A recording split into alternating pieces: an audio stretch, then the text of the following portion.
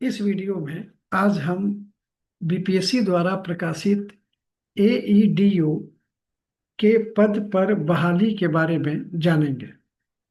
हम सभी अपनी मेरिट के आधार पर एक अच्छी नौकरी पाकर अपने जीवन को संवारना चाहते हैं। यह नौकरी अपने राज्य में हो तो और बेहतर है। कई कैंडिडेट्स मेरिट रहते हुए अक्सर अवसर उपलब्ध नहीं होने के कारण सही समय पर नौकरी नहीं प्राप्त कर पाते हैं। मेरिट रहते हुए टीचर की नौकरी नहीं मिल पाती है। कोई यूपीएससी की तैयारी कंप्लीट नहीं होने के कारण इंतजार करते रहता है। बीपीएससी के मामले में भी ऐसा ही होता है। तो जो अर्लीस्ट अपॉर्चुनिटी उपलब्ध होता है उसके माध्यम से जितनी जल्दी हो सके नौकरी प्राप्त कर ली जाए तो जीवन पटरी पर आ जाती है। सामाजिक प्रतिष्ठा, आर्थिक स्थिति, शादी विवाह जैसे भी जो आवश्यक जो काम है जीवन में, उसके लिए एक बढ़िया अवसर और प्लेटफॉर्म उपलब्ध हो जाता है। जब मेरिट आएगी तब हम समझ ही लेंगे कि हमारा, अगर मान लीजिए बीपीएससी का तैयारी कंप्लीट हो जाएगा, यूपीएससी की तैयारी कंप्लीट हो जाएगी, तब हम अपने ये बड़े पद पर चले जाएंगे। उसके लिए तो आपको समाज भी और गार्जियन के से, या फिर आपका जिस विभाग में आप ज्वाइन करते हैं वो विभाग भी आपको हेल्प करता है वहां से अच्छे से ट्रांजिशन करने में। तो इसमें कोई प्रॉब्लम नहीं है। ऐसा ही एक अपॉर्चुनिटी आया है बीपीएससी द्वारा प्रकाशित एईडीओ का एडवर्टाइजमेंट। आप देख सकते हैं एईडीओ सहायक शिक्षा विकास पदाधिकारी, यानी कि अगर आप इसको इंग्लिश में कहें तो असिस्टेंट एजुकेशन डेवलपमेंट ऑफिसर। ठीक है, इसको आप शॉर्ट में एईडीओ कह सकते हैं। अब ये, एक तो आप देख रहे हैं कि नाम में ऑफिसर लगा हुआ है। तो जब हम एक नौकरी प्राप्त करना चाहते हैं तो उसका पे स्केल तो मायने रखता है, अपॉर्चुनिटी की अवेलेबिलिटी भी मायने रखती है, और साथ में पद का डेजिग्नेशन भी काफी मायने रखता है। तो आप देख सकते हैं कि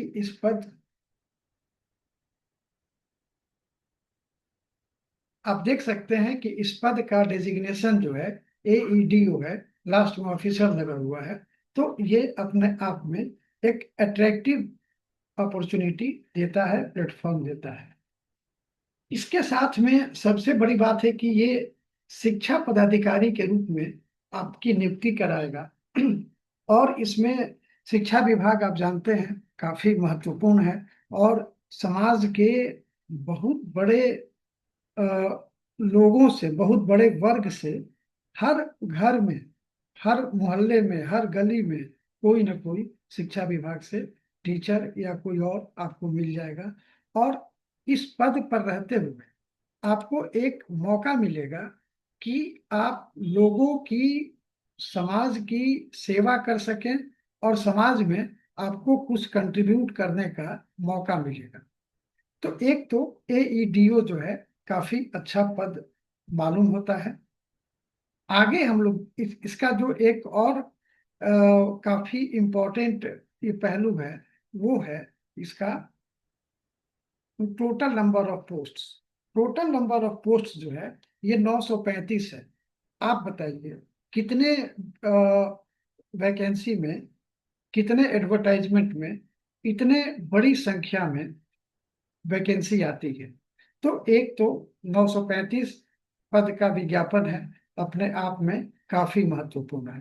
ठीक है, और ये उनके लिए भी अच्छा है जो कि टीचर की नौकरी से वंचित रह गए, नहीं हुआ, उनके अंदर में मेरिट है, या यूपीएससी के तैयारी के लिए अभी समय है, अभी पूरा नहीं हो पाया है, या बीपीएससी के तैयारी में अभी समय है। तो ऐसे लोगों के लिए एक मौका है कि वो जल्दी से नौकरी पा सकते हैं। ये एक तो महत्वपूर्ण चीज है। अब एक तो हम लोग बारी बारी से इसके हर पहलू पर विचार करते जाते हैं जो कि आपके लिए इम्पोर्टेंट है। तो पहले तो सीट है, 935 जो रिजर्वेशन है अपने जगह पर सही है, वो है। और उसमें अपने अपने वर्ग के अनुसार आप उसको देख सकते हैं। और नहीं भी है तो जनरल कैटेगरी है, आप उसमें दे सकते हैं। इसमें महिलाओं के लिए एक और खास बात है कि जो ये तो वर्ग है, ये महिलाओं के लिए रिजर्वेशन इसमें मिलेगा। लेकिन अभी हाल में जो बिहार कैबिनेट के निर्णय के बाद सामान्य प्रशासन जो हमारा जीएडी है बिहार गवर्नमेंट का, उसके द्वारा जो जारी संकल्प 8962 डेटेड 21/5/2025 के माध्यम से जो दिव्यांगजनों को ये मिल रहा है। और सामान्य प्रशासन विभाग के द्वारा ही जारी संकल्प 12575 डेटेड 9/7/2025, ये पिछले महीने की ही बात है जो कि डिसीजन हुआ है। ये काफी इम्पोर्टेंट है। इन दोनों के आधार पर रिजर्वेशन जो है ये मिलेगा। अब इसमें ये जो 9 जुलाई वाला जो नोटिफिकेशन है, जो संकल्प है जो पारित किया गया है जीएडी द्वारा, इसमें आपको पता है कि जो बिहार राज्य की जो महिलाएं हैं उनके लिए सीट रिजर्व किया गया है।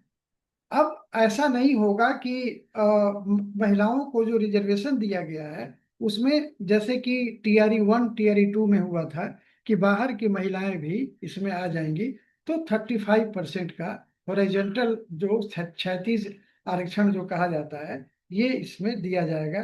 तो महिलाओं के लिए जो बिहार के मूल निवासी हैं उनके लिए तो बहुत बड़ा अपॉर्चुनिटी है। जो यहाँ तक कि जिनका टीचर में हो भी गया है उनके लिए भी बहुत महत्वपूर्ण है, क्योंकि एक ये जो पद है ये उनको एक लेवल ऊपर ला देगा। तो ये अच्छा है। दूसरा चीज जो किसी भी नौकरी का होता है वो पे स्केल होता है। तो सबसे तो बात है कि आज के समय में चाहे वो प्राइवेट हो या गवर्नमेंट हो, एक तो है कि पे स्केल का दिक्कत होता है। एक एक मुश्त वेतन एक अलग बात है, पे स्केल एक अलग बात है। तो इसमें आपको एक पे स्केल दिया हुआ है लेवल 5, और इसका मूल वेतन 29,200 है। शायद आपको ये कम लगे, लेकिन अगर आप इसमें ज्वाइन करते हैं, और अभी देखिए 8वां वेतन आयोग भी आने वाला है, तो इसमें आपको अगर आप इसमें ज्वाइन कर सकते हैं, जाहिर है कि ये तो एडवर्टाइजमेंट इसमें निकला हुआ है तो बहाली इसी में होगी, लेकिन 8वां वेतन जैसे ही आएगा आपका ये अपग्रेडेड हो जाएगा और ये चीज आपको हमेशा बढ़ते रहेगा। तो एक ये अच्छी बात है। शिक्षा विभाग में जो अधिकारी का जो पद होता है, जैसे कि block education extension officer, BEO, BEEO उसका होता है, जिसको कि शॉर्ट में पहले ये ब्लॉक एजुकेशन ऑफिसर था, तो आज भी लोग BEO ही बोलते हैं, लेकिन उसका फुल फॉर्म। अब इसके लिए एक जद्दोजहद जारी है कि इसके लिए बीएड पास कैंडिडेट्स को लाया जाए या जो जनरल है। तो इसी इसको जद्दोजहद में छोड़ते हुए इस पद पर देखिए, केवल डिग्री जो प्राप्त कर चुके हैं, जो स्नातक कर चुके हैं, जो ग्रेजुएट हैं, या जो इक्विवेलेंट है, मान लीजिए बीबीए किए हुए हैं चाहे कुछ भी, तो उनके लिए ये अपॉर्चुनिटी है। कोई भी बीएड करने की आवश्यकता नहीं है। ठीक है। एज वगैरह तो आप देख ही लेंगे इसमें, जो भी ये महिला के लिए है चाहे कुछ भी है, चाहे जनरल के लिए है, ये 37 वर्ष है। तो इसमें एक चीज ध्यान रखिएगा कि मान लीजिए जो लोग अभी टीचर के पद पे काम कर रहे हैं या किसी पद पर बिहार सरकार में, केवल बिहार सरकार में, बाहर नहीं, तो बिहार सरकार में काम कर रहे हैं, तो उनके लिए 5 साल का छूट जो है उनको मिलेगा। तो अगर जनरल में पुरुष हैं और 37 साल है और उनका मान लीजिए उम्र अभी 40 साल हो रहा है, तो वो भी ये भर सकते हैं, क्योंकि 37+5 यहाँ पर 42 हो जाएगा। महिलाएं हैं जो 40 वर्ष पूरा कर चुकी हैं, उनको भी, जो काम कर रही हैं, उनको भी 40+5 45 वर्ष। तो इस आयु ब्रैकेट में, इस एज ब्रैकेट में जो जो कैंडिडेट्स आ रहे हैं वो इसमें फॉर्म भर सकते हैं। तो ये भी एक काफी अच्छी बात है। सबसे अब दूसरा जो महत्वपूर्ण इम्पोर्टेंट है, जो इम्पोर्टेंट जो बात है वो है एग्जाम का पैटर्न। तो एग्जाम का पैटर्न में एक तो रिटेन होगा, और इसमें पीटी लेने के लिए नहीं कहा गया है। ठीक है, तो पीटी लेने के लिए नहीं कहा गया है, और सीधे जो है रिटेन होगा। ठीक है, और वो भी ऑब्जेक्टिव होगा। तो एग्जाम पैटर्न में आप एकदम क्लियर हो लीजिए कि इसमें रिटेन होगा केवल, नो इंटरव्यू। ठीक है, और इसमें जो रिटेन भी होगा वो केवल ऑब्जेक्टिव होगा। ठीक है, तो ये अच्छी बात है। अब देखते हैं कि अ, क्या इसमें जो रिटेन होगा उसमें क्या क्या पेपर्स होंगे, और क्या उसके सब्जेक्ट्स होंगे जिनके लिए आपको पढ़ना है, और जिनके आधार पर मेरिट लिस्ट बनेगा। अब देखिए, सामान्य भाषा, तो सामान्य भाषा में इंग्लिश के लिए केवल 30 अंक निर्धारित किया गया है, और हिंदी के लिए 70 है। तो आपको टोटल जो है सामान्य भाषा में, जनरल लैंग्वेज में, आपको 100 ये क्वेश्चंस होंगे, 100 मार्क्स के होंगे। और इसमें आपको इंग्लिश से केवल 30 ही होंगे। तो बिहार में एक सामान्य मान्यता है कि इंग्लिश थोड़ा सा वीक होता है। हालांकि अब ऐसी बात नहीं है। अब चूंकि ज्यादातर अगर देखा जाता है कि इंग्लिश मीडियम लेने वाले बच्चों की संख्या ज्यादा बढ़ रही है, तो ये कोई इशू नहीं है। और इसके लिए आपको, और इसमें केवल आपको 30% जो है क्वालिफाइंग मार्क्स जो है इसमें लाना है। इसके अलावा जनरल स्टडीज और जनरल एप्टीट्यूड।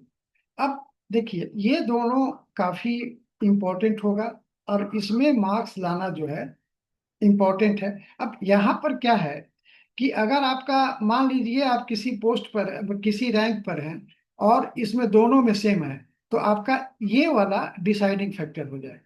तो इसलिए जनरल स्टडी जो है वो अपने आप में इम्पोर्टेंट है।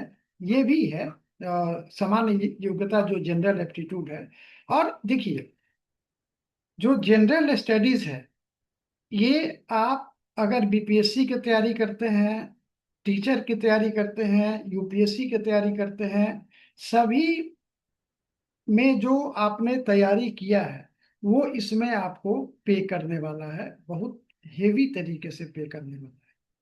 क्योंकि ऑलमोस्ट 7-8 सेक्शंस ही होते हैं जो कि पूछे जाते हैं।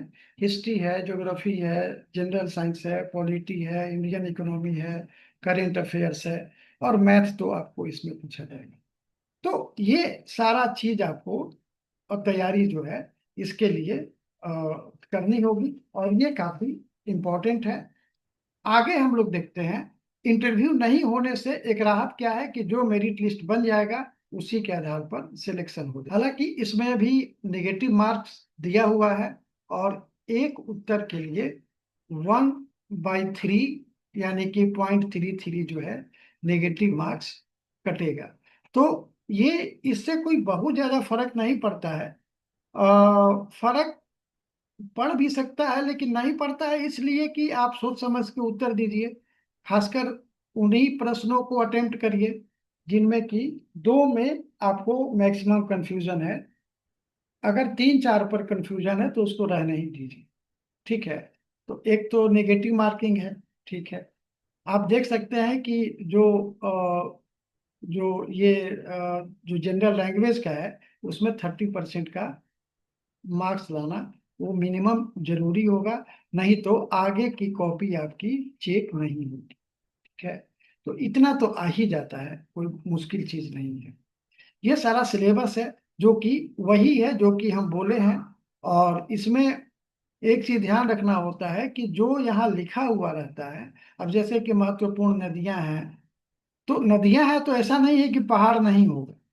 तो ये सारा चीज, मतलब जो बात बोले हैं कि जो history, geography, Indian polity, economy, ये सब जो पूछा जाएगा तो उसी से पूछा जाएगा, और उसके लिए तैयारी जो है अपना जैसे भी होगा सेल्फ स्टडी या किसी कोचिंग या किसी मेंटर के सहायता से आप कर सकते हैं।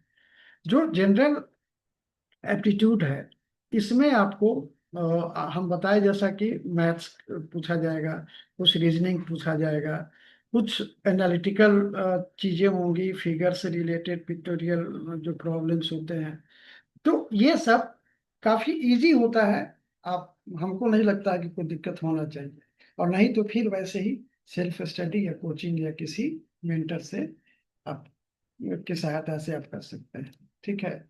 मेगा सूची वगैरह जो भी मेरिट लिस्ट बनेगा तो जाहिर है उसके आधार पर हो। फॉर्म भरने के दौरान आपको जो जो चीजें लगानी है, एक तो जो भी महिलाएं हैं, चाहे ऐसे भी मतलब जो जिनको रिजर्वेशन चाहिए, उनको यहाँ का निवास प्रमाण पत्र जो है अपना लगाना पड़ेगा। और ये सब चीज आप केयरफुली एडवर्टाइजमेंट को देखकर अपना तैयार कर लेंगे। सर्टिफिकेट भी बनवा लेंगे। अभी देखिए डेट इसमें जो है, ये तो 25 तारीख से ये शुरू ही होगा आपको 27 तारीख से। इसका जो फॉर्म भरने का जो डेट है वो 27 अगस्त से शुरू होगा। और ये 29, ये इसका जो फॉर्म भरने का डेट है वो 27 अगस्त से 26 सितंबर तक ये रहेगा। तो आपके पास एनफ समय है। और जो भी स्टूडेंट्स होते हैं ऑलमोस्ट उनका कागज वगैरह तैयार ही रहता है। जो भी जरूरत होगा आप उसको बनवा लेंगे समय से पहले। देखिए शुल्क वगैरह तो बहुत ही नॉमिनल है। मतलब आप इतना पैसा तो राह चलते खर्च कर देते हैं। तो आप फॉर्म भरने में शुल्क वगैरह की चिंता आपको करने की जरूरत नहीं है। डेट आपको बता ही दिए कि ये जो है फॉर्म भरने का शुरू करने का 27 तारीख से, और लास्ट डेट जो है 26 नवंबर तक। फॉर्म भरने के लिए आप जो भी दिशा निर्देश दिए गए हैं वो उसके आधार पर अपना कर लेंगे। जो भी ऑनलाइन से फॉर्म भरेंगे उसका एक हार्ड कॉपी निकाल लेंगे, और हार्ड कॉपी को बीपीएससी के वहाँ पर जो उसका एड्रेस है वहाँ पर डाक से भेज देंगे। ठीक है। और इसमें आप इंतजार नहीं करिए कि अभी बहुत डेट है तो भरेंगे, क्योंकि फॉर्म भरते समय भी कुछ कुछ चीजें ऐसी आती हैं जिनका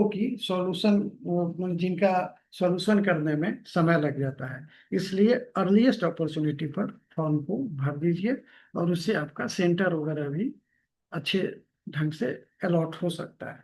ठीक है। अगर फिर से इस डेट में हम लोग भी ऐसे अचीवर्स आईएएस एकेडमी में भी एईडीओ के लिए एक बैच जो है वो शुरू होगा 5 सितंबर से। तो मतलब मेरे वीडियो बनाने का ये मतलब नहीं है, लेकिन एक जानकारी है जो कि कोचिंग के प्लेटफॉर्म से हो रहा है। तो एक जानकारी है, ये आपको दे दिया गया। आपकी इच्छा, आप अपना जैसा डिसीजन लेंगे वैसा करेंगे। ठीक है। Thank you.